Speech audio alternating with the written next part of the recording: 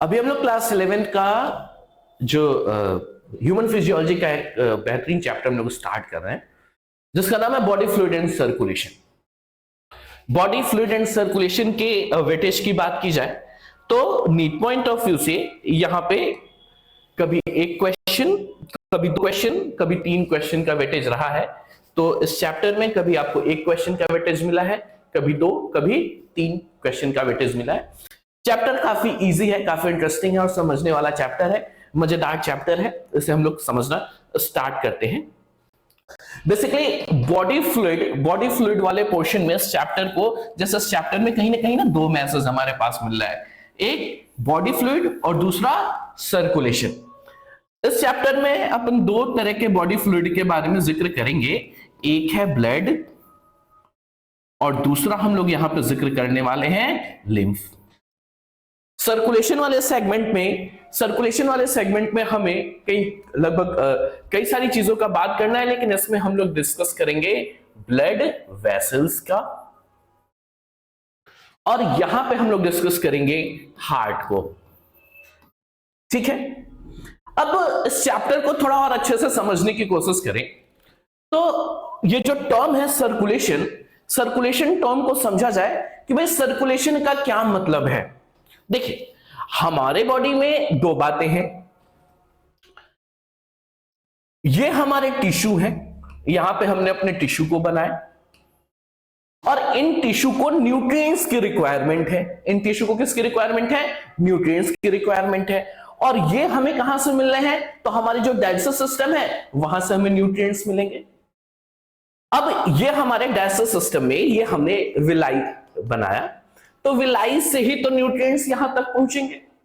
लेकिन बात यह आती है कि भाई ये यहां पे हमारे पास न्यूट्रिएंट्स हैं और यहां पे हमारे पास न्यूट्रिएंट्स की रिक्वायरमेंट है, यानी यहां पे ये एक साइट बना जिसे हमने बोला साइट ऑफ फॉर्मेशन।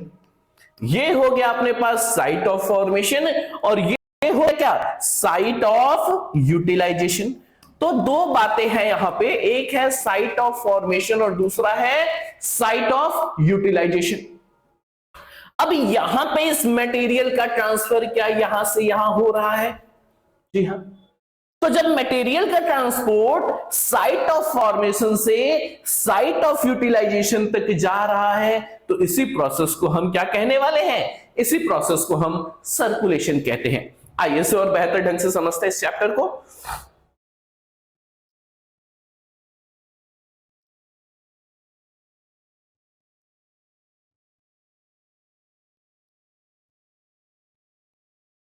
चलिए समझते हैं इस चीज को और काफी बेहतर ढंग से।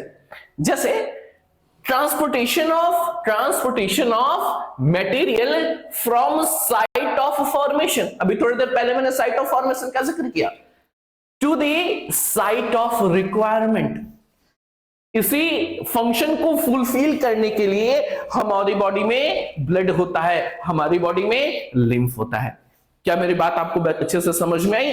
तो हमने ये समझा कि transportation of material from site of formation to site of utilisation is called circulation.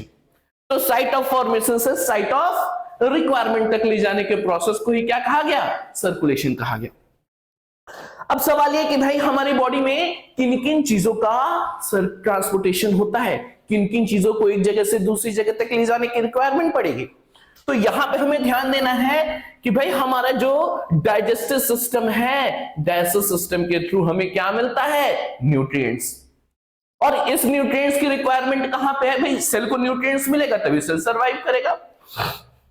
लेकिन सेल क्या करता है? सेल मेटाबॉलिक वेस्ट प्रोड्यूस करता है और जब सेल मेटाबॉलिक वेस्ट प्रोड्यूस करता है तो हमारी बॉडी में एक्सक्रीटरी सिस्टम के थ्रू उसे क्या किया जाता है? बॉडी के बाहर भेजा जाता है। अच्छा, ये सारा प्रोसेस कहां पे हो रहा है? सेल के अंदर हो रहा है और सेल से चीजों को लेके हमें बाहर जाना होता है। अभी देखिए गैसेस की बात आ रही है तो यहां पे गैसेस में क्या? अरे ऑक्सीजन का यूटिलाइजेशन होगा सेल के अंदर और वहां पे CO2 प्रोड्यूस हुआ तो इस CO2 को बाहर भेजने की रिक्वायरमेंट होगी। हमारे बॉडी में हॉर्मोन्स भाई एक जगह प्रोड्यूस तो एक जगह होगा, लेकिन उसका यूटिलाइजेशन कहां पे होगा? तो प्रोड्यूस कहां पे हो रहा है और यूटिलाइज कहां पे हो रहा है, ये दो अलग अलग साइट है। इन्हीं चीजों को एक साइड से दूसरी साइड तक पहुंचाने को हम क्या कहते हैं, सर्कुलेशन कहते हैं। मुझे लग रहा है ये काफी बेहतर ढंग से ये टॉपिक आपको समझ में आया। अभी अब इसके हम लोग आगे चलते हैं। जैसा कि मैंने पहले ही बताया, हमारी बॉडी में जो सर्कुलेटरी सिस्टम है वो सर्कुलेटरी सिस्टम कैसा है, तो थोड़ी देर पहले ही डिस्कस किया। जो ब्लड होता है, ब्लड के अंदर फाइबर्स जो मैट्रिक्स होते हैं वो किस फॉर्म में पाए जाते हैं, लिक्विड फॉर्म में पाए जाते हैं। और क्या होता है, तो वो फाइबर फ्री होते हैं। मेरी बात समझ में आ गई। तो हमारे बॉडी में जो ब्लड है उस जो हमारे बॉडी में ब्लड है उसमें क्या क्या चीजें देखने को मिली है कि हमारा ब्लड कैसा है, लिक्विड है। और उसमें क्या पाया जाता है, क्या फाइबर्स पाए जाते हैं, नहीं, वो तो फाइबर फ्री होता है। यहां पे क्या ब्लड के अंदर कोई ऐसे फाइबर्स हमें देखने को मिलते हैं, नहीं मिलते हैं। दूसरी बात कि ब्लड की स्टडी को हम लोग क्या कहते हैं, तो ब्लड की स्टडी को कहा जाता है हिमेटोलॉजी। क्या कहा जाता है, हिमेटोलॉजी। और बॉडी में ब्लड के फॉर्मेशन के प्रोसेस को क्या कहा जाता है, तो इसे हेमोपोएसिस कहा जाता है। तो ब्लड का फॉर्मेशन क्या कहलाता है, ब्लड की स्टडी क्या कहलाती है, इस चीज को हम लोग समझे। अब इसके बाद हम लोग नेक्स्ट पार्ट को डिस्कस करने जा रहे हैं। जैसे क्वेश्चन आता है, और ये सब एनसीईआरटी की लाइन बाय लाइन से हमने क्वेश्चन यहाँ पे एनसीईआरटी की लाइन को ही हमने यहाँ पे एक सीक्वेंस दिया हुआ है, आप लोग इसे समझे। जैसे ब्लड का जो कलर है, ब्लड का कलर क्या होता है, तो ब्लड का कलर रेड होता है।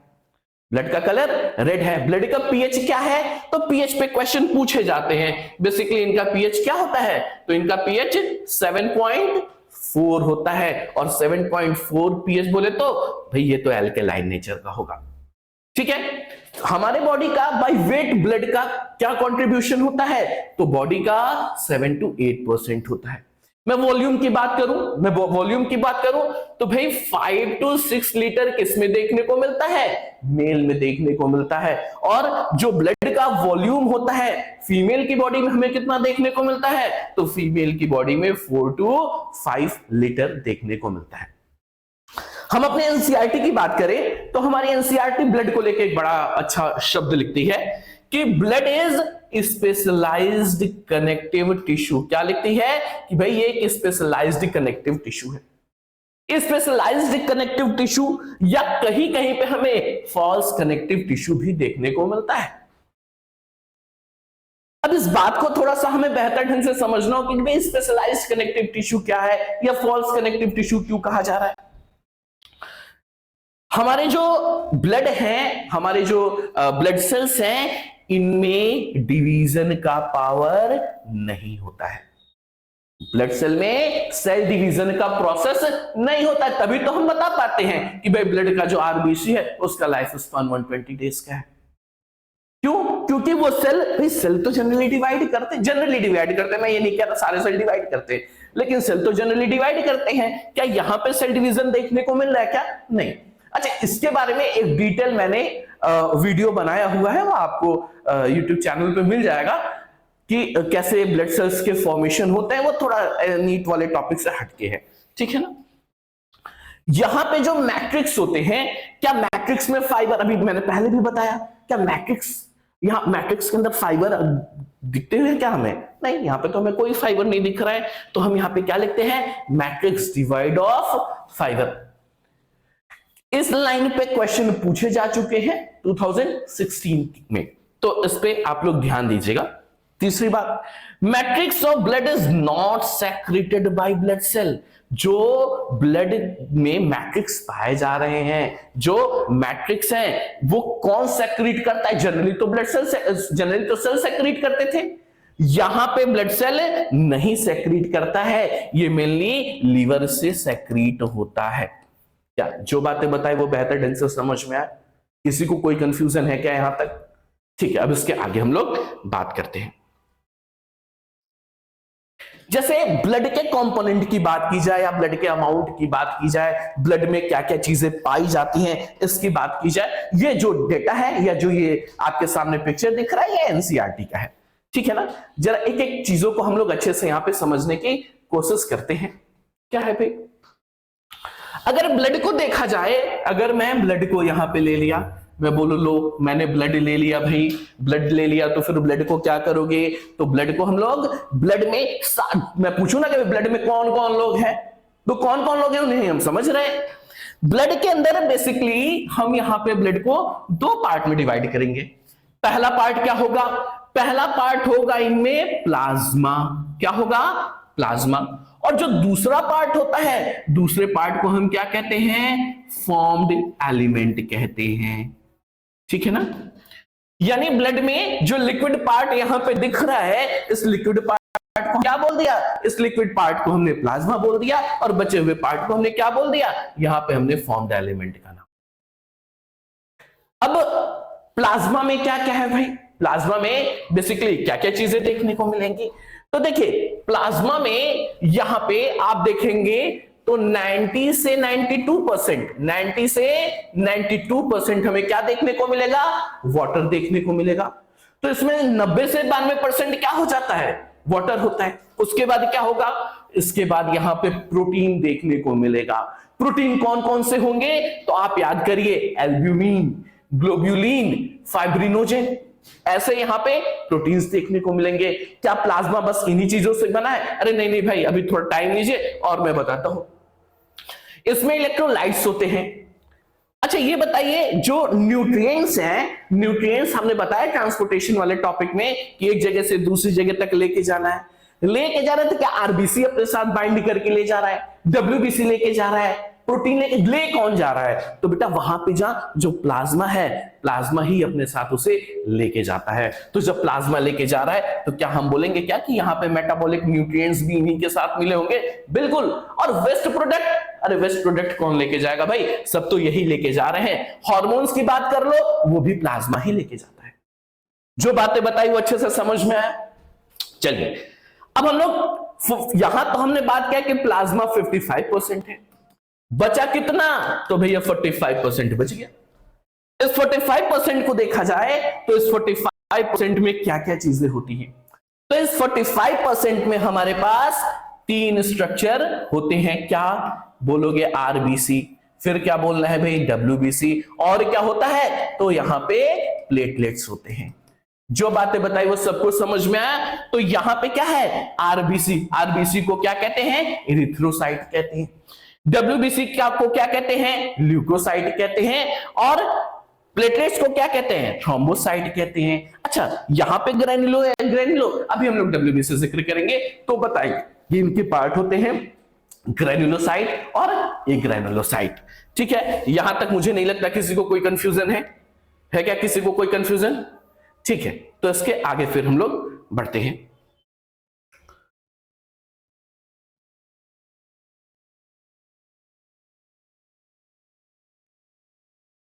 देखिए यहां पे प्लाज्मा को देखा जाए तो प्लाज्मा का 90 से 92% क्या है, वाटर है, और 8 से 10% यहां पे क्या देखने को मिलता है, सॉलिड पार्ट देखने को मिलता है। इनके साथ दो बातें हैं, यहां पे दो तरह की चीजें जुड़ी हुई हैं। इनके साथ इनऑर्गेनिक पार्ट भी देखने को मिलता है और इनके साथ ऑर्गेनिक पार्ट भी देखने को मिलता है।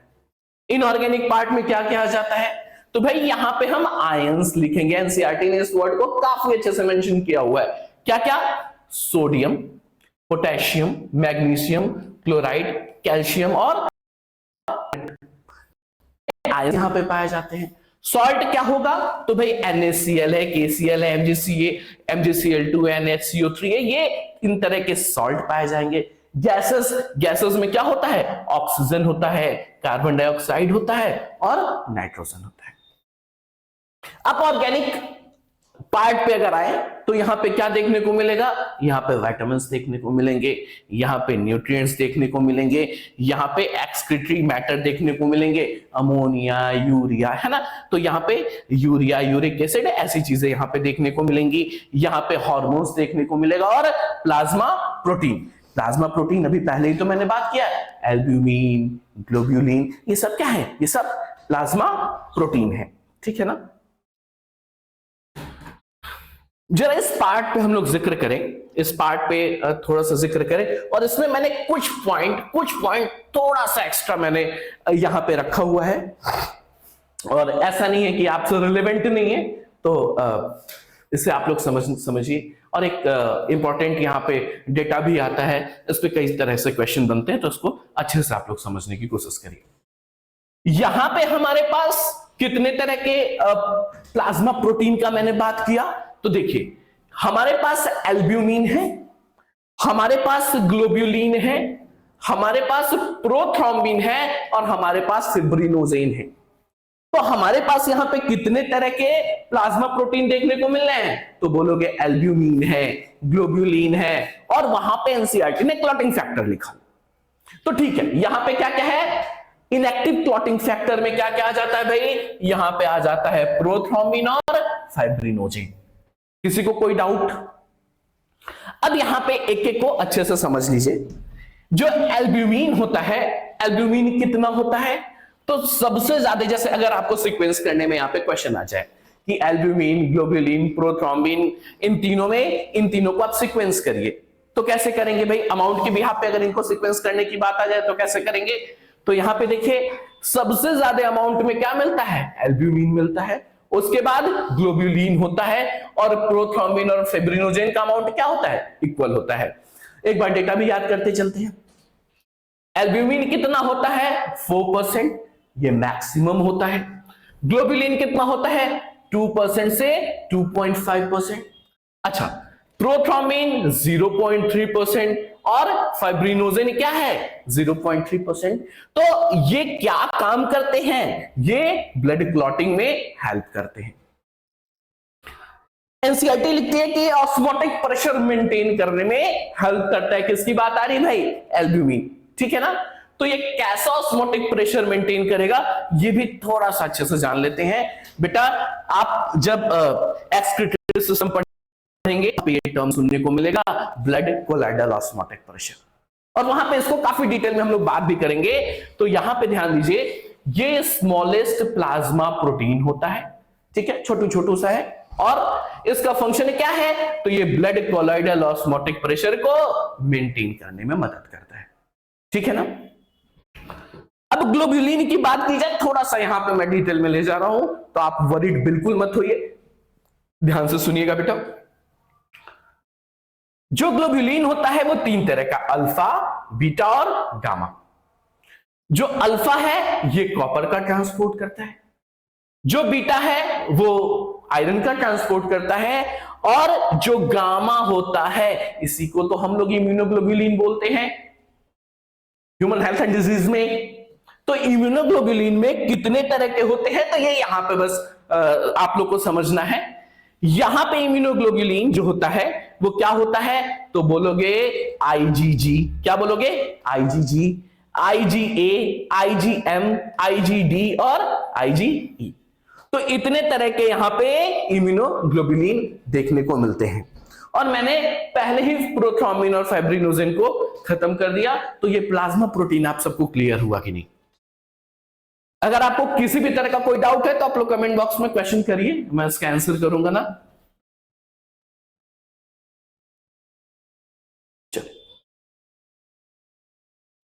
थोड़ा सा डेटा है, इस डेटा को भी हम लोग ध्यान देंगे। कुछ डेटा है इसे आप लोग ध्यान दीजिए थोड़ा सा, है ना।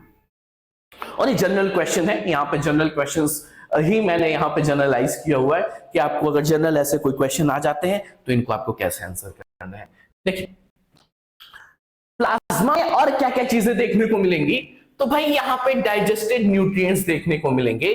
डाइजेस्टेड न्यूट्रिएंट्स मतलब वो मैक्रोमोलिक्यूल जिनको माइक्रोमोलिक्यूल में ब्रेक डाउन कर दिया गया है। क्या क्या होता है, तो यहां पे आप लोग अमाइनो एसिड लेंगे, यहां पे आप लोग ग्लूकोज की बात करेंगे, यहां फैटी एसिड होगा, यहां ग्लिसरॉल होगा, और वेस्ट प्रोडक्ट क्या क्या होता है, तो भाई या तो यूरिया होगा, यूरिक एसिड होगा बेटा, ठीक है, यहां पे क्रिएटिनिन होगा, ठीक है, और यहां पे एक और फैक्टर होता है जिसे एंटीकोगुलेंट फैक्टर कहते हैं। और एंटीकोगुलेंट फैक्टर क्या होता है, हिपेरिन। बेटा स्ट्रेट लाइन क्वेश्चन यहां से पूछा जाएगा, स्ट्रेट लाइन क्वेश्चन आता है कि भाई हिपेरिन क्या होता है, तो एंटीकोगुलेंट फैक्टर होता है। यहां पे डिफेंस कंपाउंड जैसे क्या, लाइसोजाइम पाया जाता है, और क्या पाया जाएगा, तो अच्छा प्रोपराइडीन पाया जाएगा, यहां पे हार्मोन्स पाए जाएंगे और विटामिन्स पाया जाएगा। बेटा यहां पे 3 मैं डेटा दे रहा हूं, इन डेटा को आपको याद रखना है ना। यहां पे मैं 3 डेटा आपको दे रहा हूं। सबसे पहली बात, और ये जो डेटा मैं दे रहा हूं ये जनरली आपसे घर वाले भी पूछ देंगे, भाई तुम नीट की तैयारी कर रहे हो, इतना तो बता ही दो कि कितना ब्लड शुगर लेवल होता है।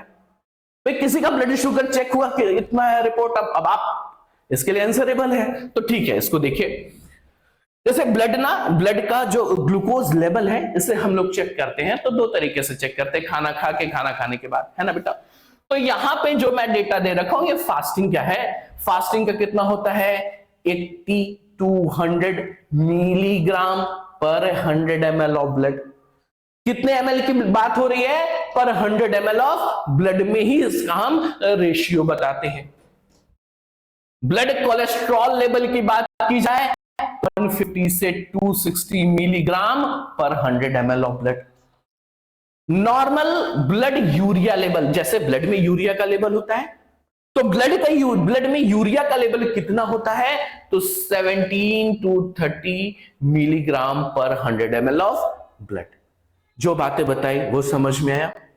अच्छा, एक्सक्रीशन में भी ये लाइन आता है तो यहां पे भी हमें ध्यान देना है कि अगर ना ब्लड में यूरिया का लेवल 40 मिलीग्राम पर 100 ml हो गया या इससे ज्यादा हो गया तो इस कंडीशन को हम क्या कहते हैं, यूरेमिया कहते हैं। और आपको तो ये चीजें क्लियर होना चाहिए कि जैसे हम लोग ना कई तरह के सॉल्यूशन की बात करते हैं, हाइपरटोनिक, हाइपोटोनिक, आइसोटोनिक, ऐसे तरीके के सॉल्यूशन की बात करते हैं। ये अपना आरबीसी हो गया और यहां पे मैं क्या बोल रहा हूं, ब्लड में यूरिया का लेवल कितना हो गया, तो 40 मिलीग्राम पर 100 ml ऑफ ब्लड से ये ज्यादा हो गया। ऐसे कंडीशन में जो आरबीसी होगा वो कैसा हो जाएगा, इर्रेगुलर शेप का हो जाएगा, ठीक है ना।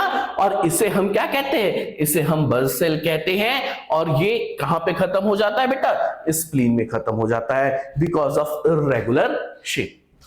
तो यहां तक की बातें आप सबको क्लियर हुई, जिसमें 3 जो डेटा है ये इंपॉर्टेंट है, इसको आप लोग ध्यान दीजिएगा। अब एक एक करके हम लोग ब्लड सेल के बारे में पढ़ेंगे। अभी तक तो हमने प्लाज्मा के बारे में जिक्र किया, अब प्लाज्मा के बाद हम लोग आरबीसी के बारे में जिक्र करना स्टार्ट करेंगे। जो आरबीसी है, आरबीसी तो आरबीसी नाम से हमें क्या, जैसे एक टर्म सुनने को मिलता है एरिथ हमेशा रेड को रिप्रेजेंट करता है, तो इससे हम क्या कहते हैं, आरबीसी क्या है भाई, एरिथ्रोसाइट्स होता है, ठीक है। और एनसीईआरटी एक बात लिखती है कि it is most abundant of all cell in blood. अभी तो थोड़ी देर पहले हमने पढ़ा था, ये क्या है, सबसे ज्यादा अमाउंट में पाया जाता है, इसलिए इसे हम क्या कहते हैं, मोस्ट अबंडेंट। अच्छा, इसका शेप कैसा होता है, तो कोई कह रहा है साहब डिस्क शेप में होता है, कोई कह रहा है बाइकॉनकेव होता है। चलो ऐसा समझने की हम लोग समझे ना बेटा। बेसिकली जो आरबीसी है इसके अंदर न्यूक्लियस है नहीं, इसके अंदर एंडोप्लाज्मिक रेटिकुलम नहीं है, इसके अंदर गोल्जी बॉडी नहीं है, तो क्या इसे प्रॉपर शेप मिल पाएगा, नहीं, इसे प्रॉपर शेप नहीं मिल रहा है। और अगर प्रॉपर शेप नहीं मिल रहा है तो ये अंदर से दब जाएगा, और जब ये दब रहा है तो ये कैसा लग रहा है, जैसे ये डिस्क शेप में आ जाता है। कैसा आ जाता है भाई, डिस्क शेप में आ जाता है। तो जब इसे हम 2 तरीके से देखते हैं, अगर हम सेक्शनड व्यू में देखते हैं तो ऐसा लग रहा है कि यहां से दबा हुआ है, यहां से दबा हुआ है ना।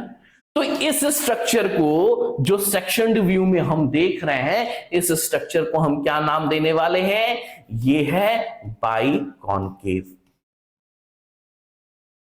और यहां पे हम इन्हें कैसा देख रहे हैं, तो हम इन्हें जब हम ऊपर से देख रहे हैं तो ये तो डिस्क लाइक हो गया, तो इसका शेप कैसा हमें दिख रहा है, ये डिस्क शेप में दिख रहा है। आ गई बात समझ में। तो आरबीसी के अगर मैं शेप की बात करूं तो भाई ये कैसा है, डिस्क लाइक है, बाइकॉनकेव है। और कैसा है भाई, अरे डिस्क बोले तो सर्कुलर शेप, तो बोलोगे साहब मैंने सर्कुलर व्यू भी देखा। एक बड़ा अच्छा टर्म है इन्यूक्लिएटेड। इन्यूक्लिएटेड बोले तो न्यूक्लियस अर्ली स्टेज में प्रेजेंट है और अभी क्या है, अभी नहीं है। बात समझ में आई? तो न्यूक्लियस जब अर्ली स्टेज में प्रेजेंट होता है तो इसके लिए जो हम टर्म यूज करते हैं वो क्या है? इन्यूक्लिएटेड।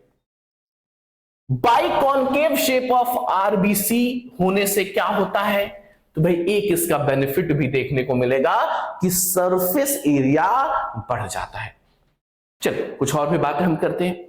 आरबीसी के काउंट की बात की जाए तो जब मेल और फीमेल दोनों की बात की जाएगी तो मेल में 5 to 5.5 मिलियन पर एमएम क्यूब समझते हैं भाई, 1 मिलीमीटर क्यूब। एक क्यूब हमने बना लिया यहां पे, एक ऐसे हमने क्यूब बना लिया बेटा, ये क्यूब हो गया, ठीक है।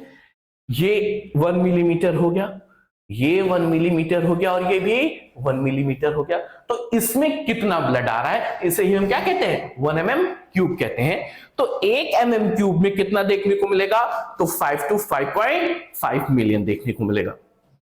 मैं फीमेल की बात कर लूं बेटा तो 4.5 से 5 मिलियन पर 100 मिलीमीटर, सॉरी 1 mm क्यूब में देखने को मिलेगा। और अगर छोटे बच्चे न्यू बॉर्न बेबी में देखा जाए तो यहां पे 6.8 मिलियन पर मिलीमीटर क्यूब देखने को मिलता है। जो बातें बताई वो सबको समझ आया? किसी को कोई कंफ्यूजन है? ठीक है, फिर उसके आगे हम बढ़ते हैं।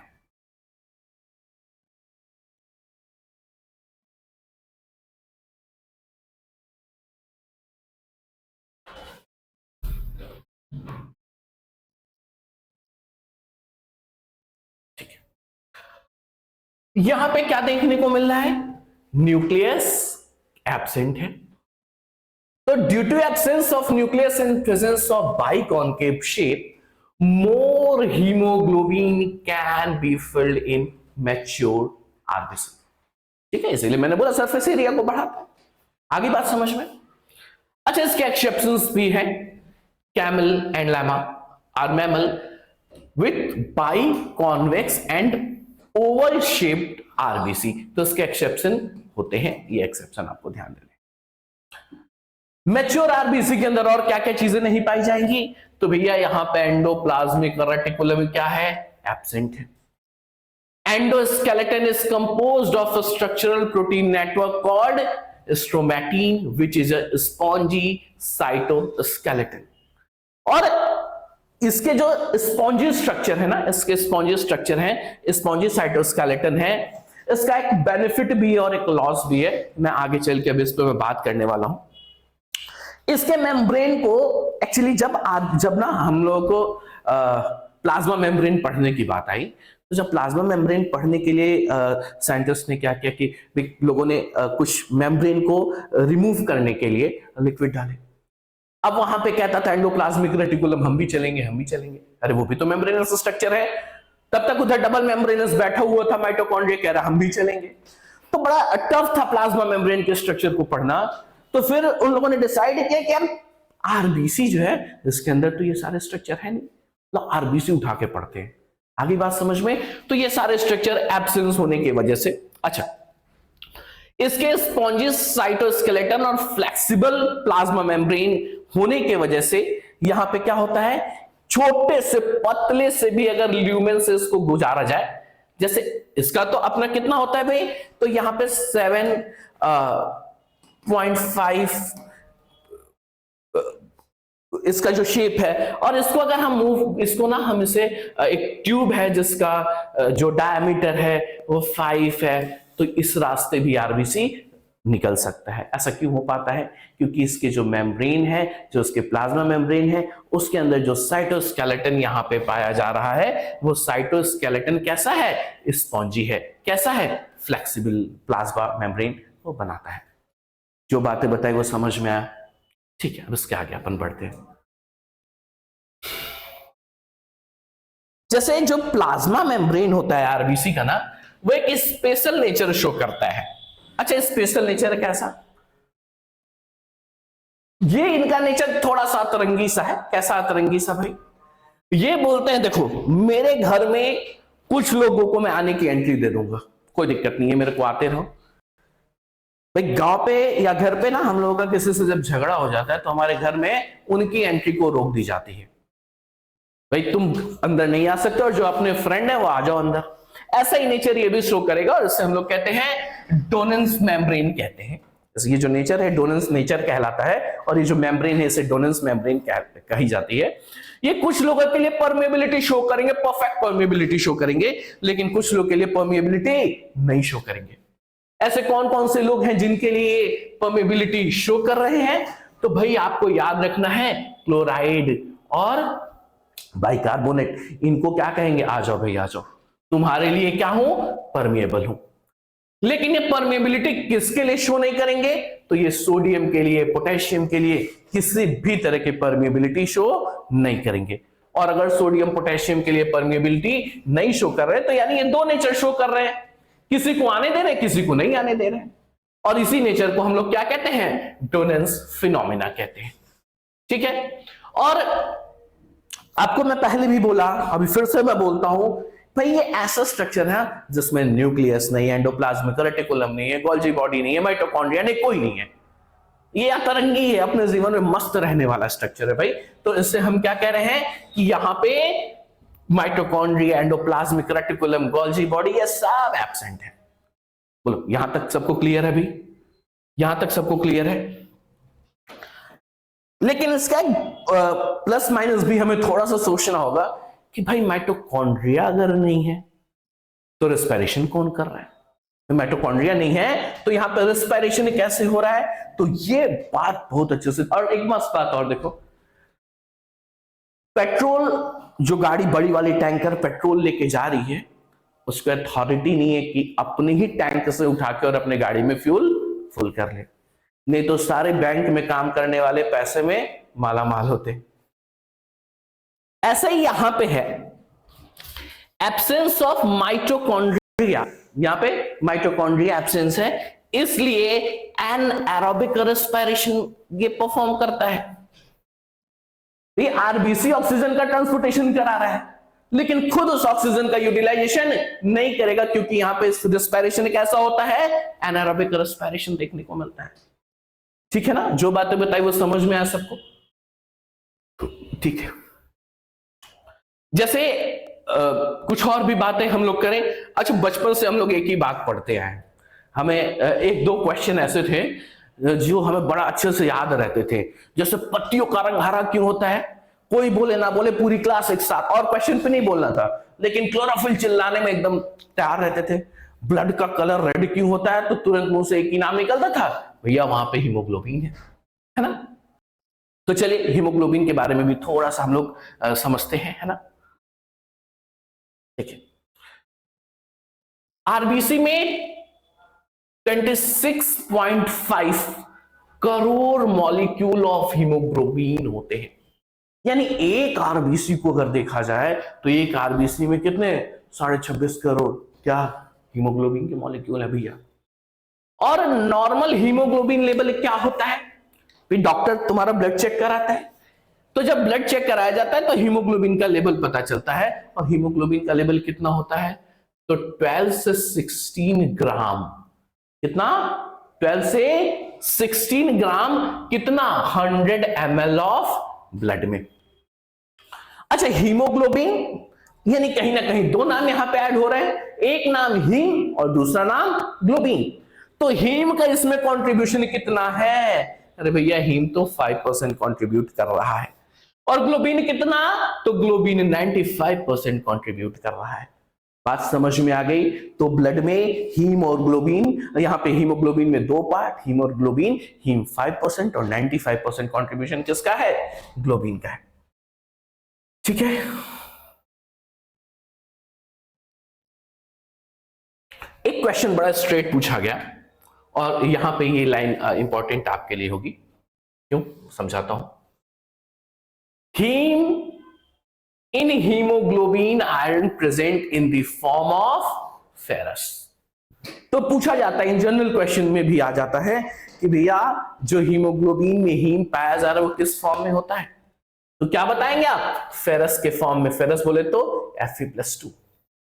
और globin, each molecule of globin protein is composed of 4 polypeptide chain. यहां पे कितने पॉलीपेप्टाइड चेन? 4। कौन कौन से? देखो बेटा, ये हो गया अल्फा 1, ये हो गया अल्फा 2, ये हो गया बीटा 1, ये हो गया बीटा 2।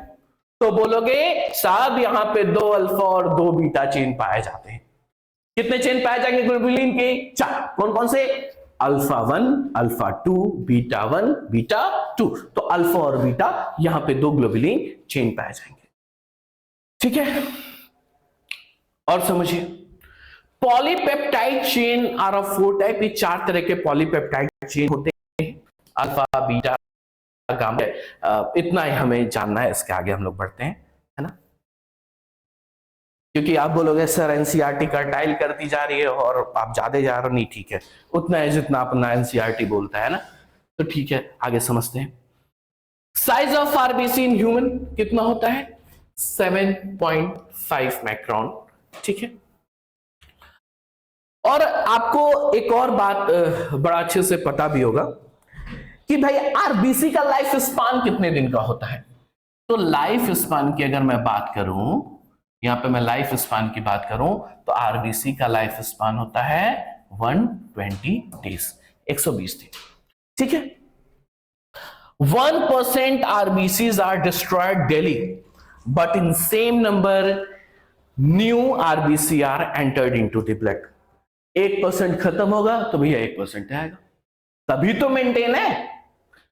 अगर ज्यादा हो, मरने वाले ज्यादा हो और पैदा होने वाले कम हो, तो क्या होगा? जनसंख्या घट जाएगी, है ना। तो यहां पे 1% डेथ होता है तो 1% नए बनते हैं। और स्प्लीन जो है इसे क्या कहते हैं? इसे, इसके लिए 2 नाम आपको याद रखने हैं। एक नाम है ग्रेवयार्ड ऑफ आरबीसी, आरबीसी का कब्रगाह होता है, और दूसरा ब्लड बैंक ऑफ बॉडी। तो भाई आरबीसी जो होता है, आरबीसी डिस्ट्रॉय किस स्ट्रक्चर के अंदर होता है? तो आरबीसी स्प्लीन के अंदर डिस्ट्रॉय होता है। ठीक है ना, तो इसलिए इसे क्या कहा जाता है? Graveyard of RBC. ठीक है, जो न्यूबॉर्न बेबी होते हैं उसमें जो आरबीसी का लाइफ स्पान होता है वो थोड़ा सा कम होता है, वो 100 डेज का होता है। और ह्यूमन में इन जनरल अगर मैं बात करूं तो 120 डेज देखने को मिलता है। फ्रॉग में कितना होता है? 100 डेज। ठीक है, आरबीसी के घटने और बढ़ने के लिए कुछ टर्म यूज किए जाते हैं। जैसे अगर आरबीसी बार बार बढ़ रहा है या आरबीसी के बढ़ने के कंडीशन को हम लोग पॉलीसिथीमिया कहते हैं। ठीक है ना, ये कहां पे होता है?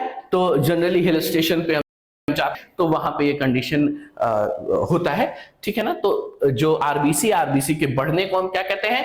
तो पॉलीसिथीमिया कहते हैं। और आरबीसी के घटने के कंडीशन को हम लोग क्या कहते हैं? एनीमिया कहते हैं। तो पॉलीसिथीमिया और एनीमिया एक दूसरे के ऑपोजिट हैं। ये ब्लड को बढ़ाने की बात आरबीसी के बढ़ने को कहते हैं और ये आरबीसी के घटने को कहते हैं। ठीक है ना।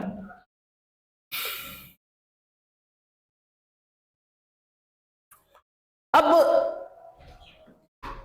एक पार्ट मैं यहां पे आप लोगों से जिक्र करूंगा, लेकिन इसके लिए एक अलग से मैं वीडियो बनाऊंगा जिसमें मैं बताऊंगा कि आरबीसी का फॉर्मेशन जनरली होता कैसे है। अगर आप लोग थोड़ा सा ज्यादा इंटरेस्टेड होंगे इनको जानने के लिए कि ब्लड सेल का फॉर्मेशन कैसे होता है, यहाँ पे हम लोग अक्सर बुक्स में पढ़ लेते हैं कि जो फर्स्ट आरबीसी है यॉर्क सैक में पाया जाता है, यॉर्क सैक में बनता है। तो इसको लेके एक अलग से मैं वीडियो बना रहा हूं, उसको आप लोग देखिएगा और उसे आप समझिएगा। लेकिन चलिए अभी हम लोग जनरलाइज में नीट के पॉइंट ऑफ व्यू से पढ़ रहे हैं, तो नीट के पॉइंट ऑफ व्यू से ही हम आगे बढ़ेंगे। आरबीसी के फॉर्मेशन को हम लोग क्या कहते हैं? एरिथ्रोपोइसिस कहते हैं। क्या कहलाता है भाई? एरिथ्रोपोइसिस होता है। आरबीसी का फॉर्मेशन क्या कहलाता है? एरिथ्रोपोइसिस कहलाता है। और इसके लिए ना हमारे बॉडी में किडनी का एक बड़ा इंपॉर्टेंट रोल होता है। क्या होता है बेटा? वो एक स्पेशल तरीके का ना हार्मोन रिलीज करती है। ठीक है, वो हार्मोन रिलीज करती है जिसे हम लोग एरिथ्रोपोइटीन कहते हैं। एरिथ्रोपोइटीन कहते हैं। और एरिथ्रोपोइटीन स्टिमुलेट करता है किस चीज को? तो आरबीसी के फॉर्मेशन को। जैसे यहां पे थोड़ा समझते हैं। जैसे ये स्ट्रक्चर हम लोग देखें, इसे हम लोग बोन मैरो कहते हैं। ये बोन मैरो हो गया। बोन मैरो में दो पार्ट होते हैं। बोन मैरो में दो पार्ट होते हैं। ये जो पार्ट है ये आरबीएम का होता है, जिसे रेड बोन मैरो कहते हैं। और ये जो पार्ट हो गया इसे हम आरबीएम कह रहे हैं, रेड बोन मैरो। और इसका एक दूसरा पार्ट होता है, इसे अपन वाईबीएम कहते हैं, येलो बोन मैरो, है ना। तो दो पार्ट हो गया। ये हो गया क्या, ये हो गया आरबीएम रेड बोन मैरो, ये हो गया वाईबीएम येलो बोन मैरो, है ना। अच्छा, यहां पे एक और स्ट्रक्चर हम लोग देख रहे हैं, क्या, तो हमने बताया किडनी। अब किडनी क्या कर रहा है, किडनी से, यहां ये जो किडनी है, किडनी से हमें क्या देखने को मिल रहा है, तो किडनी, ये किडनी है अपनी, ये किडनी है, तो किडनी इससे क्या कर रहा है, इसके लिए एक हार्मोन रिलीज कर रहा है, जिसे हम क्या कहते हैं, एरिथ्रोपोइटीन कहते हैं। और ये क्या कर रहा है, ये आरबीसी के फॉर्मेशन को कंट्रोल कर रहा है कि आरबीसी कितना बनाना है, कैसे बनाना है, ये कंट्रोल कौन कर रहा है, तो यहां पे जो हमारा किडनी है वो कंट्रोल कर रहा है। और फर्स्ट आरबीसी का फॉर्मेशन कहां पे होता है, तो फर्स्ट आरबीसी का एम्ब्रियोनिक स्टेज में जब हम चलेंगे बेटा, तो एम्ब्रियोनिक स्टेज में, ये एम्ब्रियोनिक स्टेज में basically third week of pregnancy का टाइम होता है। और यहाँ पे यॉर्क सैक होता है, इसमें कुछ सेल्स पाए जाते हैं, स्टेम सेल्स, वही फॉर्मेशन करते हैं। तो फर्स्ट आरबीसी का प्रोडक्शन कहां पे हुआ है, यॉर्क सैक में। During embryonic life RBC are produced by yolk sac, liver, spleen, placenta and thymus gland. काफी डिटेल वीडियो इस पे हम लोग जिक्र करेंगे, ठीक है ना। In adult stage RBC are produced by red bone marrow. कहां पे फॉर्मेशन होता है बेटा, रेड बोन मैरो में, एंड गेट कलेक्टेड बिटवीन कहां पे, तो ट्रैबेक्युली ऑफ स्पॉन्जी बोन, ठीक है ना। तो ठीक है, अब इसके आगे हम लोग जिक्र करें, आरबीसी के प्रोडक्शन की बात हुई।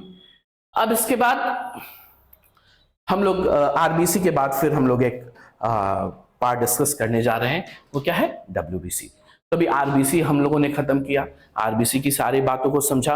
अब आरबीसी के बाद जो हम लोग पॉइंट डिस्कस करने जा रहे हैं वो क्या है, WBC.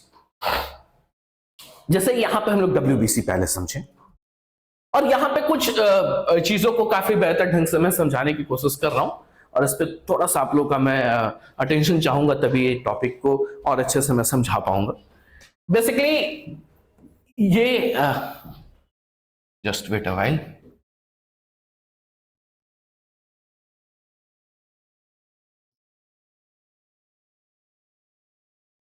C WBC. WBC means white blood cell or leukocyte. Actually, leukocyte can be divided into two parts.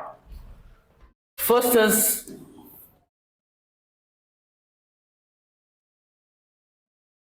granulocyte, and the another one is a granulocyte. ठीक है ना। चलिए, एक जनरल स्ट्रक्चर में बना रहा हूं, मैंने यहां पे दो WBC बनाए, ठीक है। और दोनों को जब हम देख रहे हैं तो एक में छोटे छोटे छोटे छोटे हमें दाने दिख रहे हैं, इसे हम ग्रेन्यूल्स कह रहे हैं। तो जिनमें ग्रेन्यूल्स प्रेजेंट है उसे ग्रेन्युलोसाइट कहते हैं, और जिसमें ग्रेन्यूल एब्सेंट है उसे क्या कहते हैं, ए ग्रेन्युलोसाइट कहते हैं, ठीक है।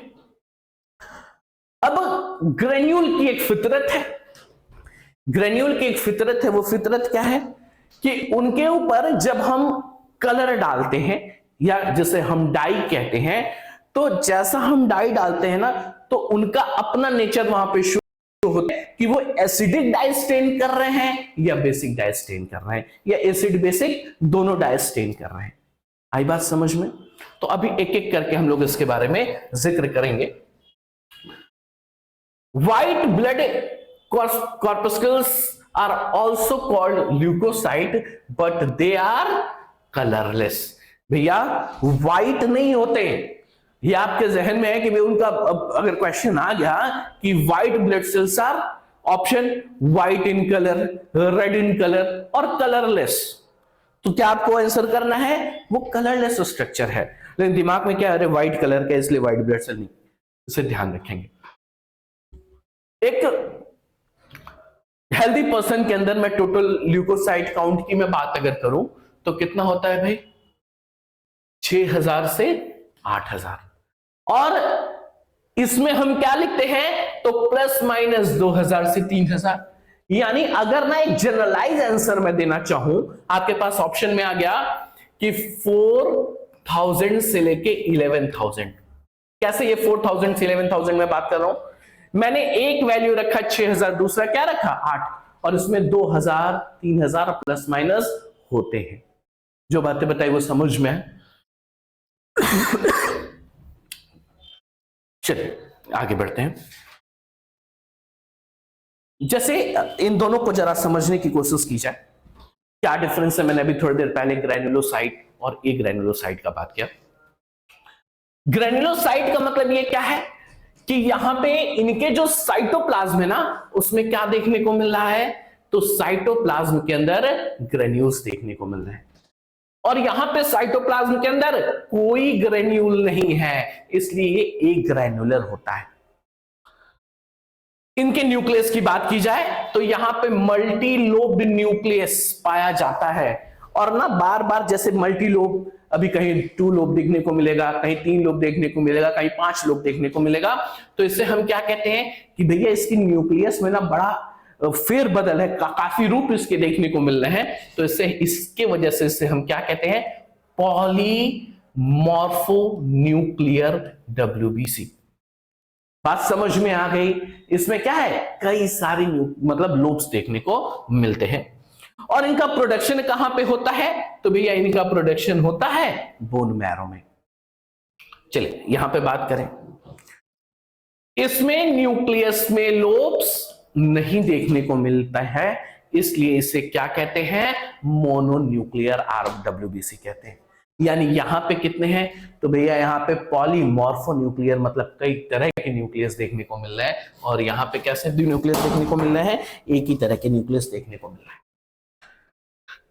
इनका प्रोडक्शन कहां पे होता है भैया, इनका प्रोडक्शन भी बोन मैरो में होता है। और कहां पे होता है, तो इनका प्रोडक्शन लिम्फॉइड ऑर्गन में भी होता है। बात समझ में आ गई। चलिए इसके आगे अपन बात करते हैं।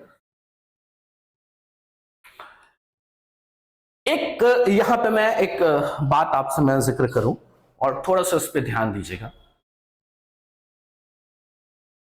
अगर आपसे ये क्वेश्चन पूछूं मैं कि जो पहले तो इनके टाइप्स पे आ जाते हैं, फिर मैं एक करके बात करूं। जैसे ग्रैन्युलोसाइट को जब हम डिवाइड करते हैं या ग्रैन्युलोसाइट को जब हम समझते हैं, तो हमें क्या समझ में आता है भाई, यहां पे ग्रैन्युलोसाइट कितने तरह के हो जाएंगे, तो ग्रैन्युलोसाइट यहां पे 3 तरह के हैं। एक को हम एसिडोफिल कह रहे हैं, एक को हम बेसोफिल कह रहे हैं, और एक को हम न्यूट्रोफिल कह रहे हैं। एक ग्रैन्युलोसाइट कितने तरह के हैं, तो एक ग्रैन्युलोसाइट 2 तरह के, मोनोसाइट और लिम्फोसाइट। ठीक है ना। मैं बात कर रहा हूं एसिडोफिल की। ठीक है, जो इनके साइटोप्लाज्म में ग्रेन्यूल होंगे, जो इनके साइटोप्लाज्म में ग्रेन्यूल होंगे, वो क्या करते हैं, वो एसिडिक डाई को स्टेन करते हैं। यानी ये कैसी डाई स्टेन कर रहे हैं, ये एसिडिक डाई स्टेन कर रहे हैं। और एक एसिडिक डाई होता है जिसे हम लोग क्या कहते हैं, इयोसिन कहते हैं। तो इसलिए इसे इयोसिनोफिल भी कहा जाता है। अब एक बात समझिए, अगर ये एसिडिक डाई को स्टेन कर रहे हैं तो इनका खुद का नेचर कैसा होगा, समझ में आ रहा मैं क्या पूछ रहा हूं। अगर ये एसिडिक डाई को स्टेन कर रहे हैं तो इनका खुद का नेचर कैसा होगा, तो ध्यान दीजिएगा बेटा, जो इनके साइटोप्लाज्म में ग्रेन्यूल होते हैं, इनका नेचर कैसा होता है, तो भैया इनका नेचर बेसिक होता है। बेसिक है, इसलिए ये एसिडिक डाई जब इनके ऊपर आती है तो उसको क्या करते हैं, तब स्टेन कर लेते हैं। ठीक है, खैर ये ना ही जानो बेहतर है। तो एसिडिक डाई जो है, एसिडिक डाई से स्टेन होता है, इसलिए इसे एसिडोफिल कहते हैं। बेसिक डाई से ये स्टेन होता है, इसलिए इसे बेसोफिल कहते हैं। और इनके साथ क्या है, इनके साथ तो ये तो मस्त मलंग है। क्या मस्त मलंग है भाई, इनके साथ अगर एसिड डाई है तो बोलेंगे एकदम कोई दिक्कत नहीं, और इनको अगर बेसिक डाई मिला तभी बोलेंगे कोई दिक्कत नहीं।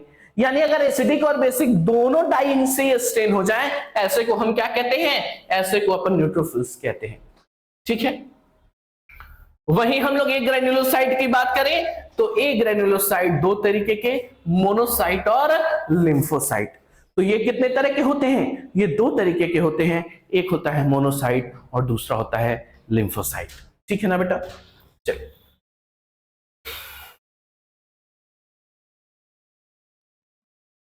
चलिए तो आज के लिए इतना ही रखते हैं। ठीक है, इसके बाद हम लोग WBC को काफी अच्छे से समझेंगे।